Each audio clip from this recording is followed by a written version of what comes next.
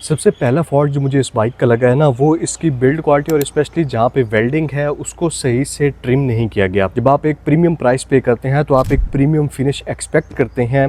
4,60,70,000 की ये बाइक है, तो उस हिसाब से कुछ मैंने सुना था बाद वाली बाइक्स में इन्होंने इस चीज़ को सॉल्व कर दिया था, लेकिन मेरी बाइक में मैं आपको दिखाता हूँ। ये वेल्डिंग वर्क्स का हाल है जी CBS के पास, और ये मेन पार्ट है जहाँ से बाइक नज़र आती है, और ये बहुत ही बदसूरत लगता है। मतलब ग्राइंडर ऐसा लगता है फेरा ही नहीं गया इसके ऊपर। उसके बाद ये आ जाए, अब मैंने कुछ दिन पहले ये टेकची उतारी हुई थी तो बहुत ज़्यादा वाज़ेह हो रही थी। ये यहाँ पे भी आप देख सकते हैं वेल्डिंग किस तरह से की गई है। यहाँ पे फिर भी बेहतर है, ये कुछ ना कुछ ऐसे इसको छुपाया गया है। बाकी फुट रेस्ट वाली जगह से कैसे है इसको भी आप देख सकते हैं। मेरे पास स्प्राइडर था, उसमें ऐसा कुछ भी नहीं था, बहुत सफाई से काम हुआ था उसका, हालांकि वो इससे काफ़ी सस्ती बाइक है। सीट वाला ना यहाँ से आपको सही से नज़र आएगा, सीट के नीचे क्या हाल किया गया है। ऑल्दो ऊपर से नज़र नहीं आता, लेकिन साइड से देखने में ना वाज़े नज़र आता है। ओवरऑल लुक इसकी नो डाउट काफ़ी आउटस्टैंडिंग है। बाय द वे, इससे अगली मैं वीडियो बनाऊंगा जहाँ पे जो चीज़ें मुझे इस बाइक में अच्छी लगी हैं ना, वो भी आपको बताऊंगा। लेकिन ये वीडियो है जो मुझे मसले मसाइल फेस हुए हैं इस होंडा CG 150 के साथ। हेलो एवरीवन, अस्सलाम वालेकुम, कैसे हैं आप सब। कहीं पे वीडियो पसंद आए तो लाइक शेयर सब्सक्राइब लाजमी कर देना। इससे पहले मैंने वीडियो बनाई थी कि होंडा CG 150 मैंने क्यों लिया है, प्राइडर से मैंने अपग्रेड किया था, तो फर्स्ट लुक इसके सारे फीचर्स वगैरह आपको बताए थे। यहाँ कहीं पे उस वीडियो का लिंक दे दूंगा, डिस्क्रिप्शन में भी लिंक देखने को मिल जाएगा। इसकी जो वेल्डिंग फिनिश है स्पेशली जॉइंट्स वाली जगह पे वो अच्छी नहीं है, ये इसका पहला फॉल्ट है। क्योंकि एक प्रीमियम बाइक है तो इसकी प्रीमियम लुक आनी चाहिए, जबकि आप थोड़ा सा भी इसको बैठ के देखते हैं ना तो इसकी फ्रेम में जो फिनिशिंग सही से अच्छी नहीं दी गई वो नज़र आती है। दूसरे नंबर पे जो मुझे इशू नोटिस हुआ है वो इसकी गियर शिफ्टिंग का है। अब एक चीज़ मैं बता दूं, इसको तकरीबन मैं 300 किलोमीटर के आसपास चला चुका हूं। अब आखिरी 50-60 किलोमीटर में आके ये चीज़ कम हो गई है। मतलब ये जो गियर लीवर है स्मूथ होता जा रहा है, लेकिन शुरू में ना गियर निकालने में काफ़ी मसला आता था। आपने क्लिक कर देते थे, दबा देते थे, वहाँ से गियर नहीं निकलता था, और गियर इंडिकेटर में शो भी नहीं होता था। मतलब जो लाइट होती है ना 2 पे है 1 पे है, कौन सा गियर लगा हुआ है, वो टोटली गायब हो जाती थी, तो आइडिया नहीं होता था। और ऊपर से न्यूट्रल वाली जो लाइट है वो भी ऑन नहीं होती थी, तो मतलब गियर निकालने में प्रॉब्लम आ रही थी। लगाने में कोई प्रॉब्लम नहीं थी, लग बिल्कुल सही जाते थे। लेकिन मैं आपको बता रहा हूँ कि आखिरी जो 50-60 किलोमीटर है ना, इसमें ये प्रॉब्लम बहुत कम हो गई है।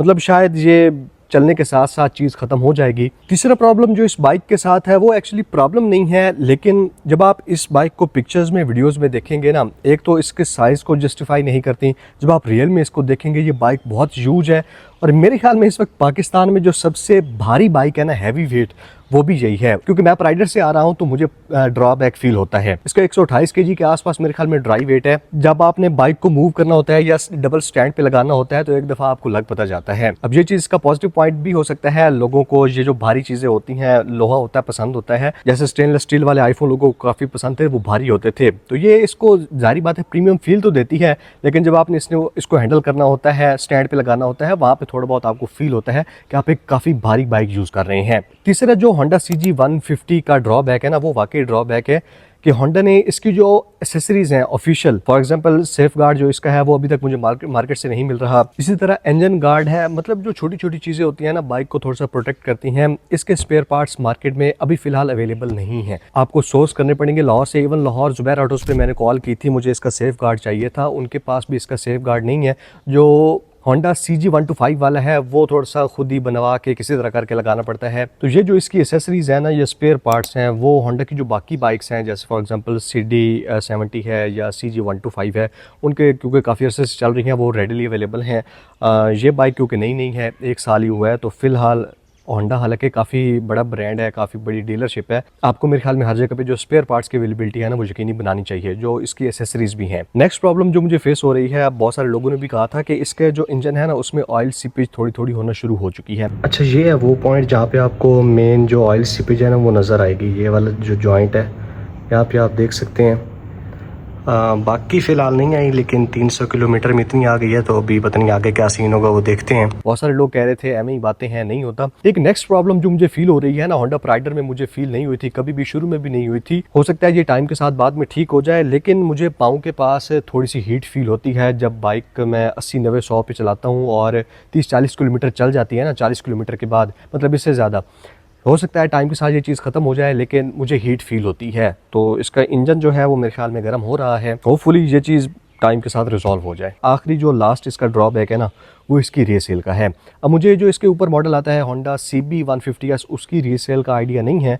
शायद जो महंगी बाइक्स होती हैं उन सब की ही रीसेल का यही हाल होता है, लेकिन CG125 या प्राइडर या CD70 जो सस्ती बाइक्स हैं उनसे अगर आप इसकी रीसेल कंपेयर करेंगे तो स्लो है और लो है। यही 4 से 5 ड्रॉबैक्स हैं जो मुझे होंडा CG150 के लगते हैं। ये इसके ड्रॉबैक्स के ऊपर वीडियो थी। इसके जो फ़ायदे हैं, जो चीज़ें मुझे अच्छी लगी हैं, उसके ऊपर अलग से वीडियो बनाऊंगा। बाइक नो डाउट काफ़ी आउटस्टैंडिंग है, लेकिन मार्केट ग्रैब करने में अभी इसको टाइम लगेगा। मज़ीद कोई क्वेश्चन हो इस बाइक के बारे में तो कॉमेंट्स में पूछ सकते हैं। Thank you so much. Good bye.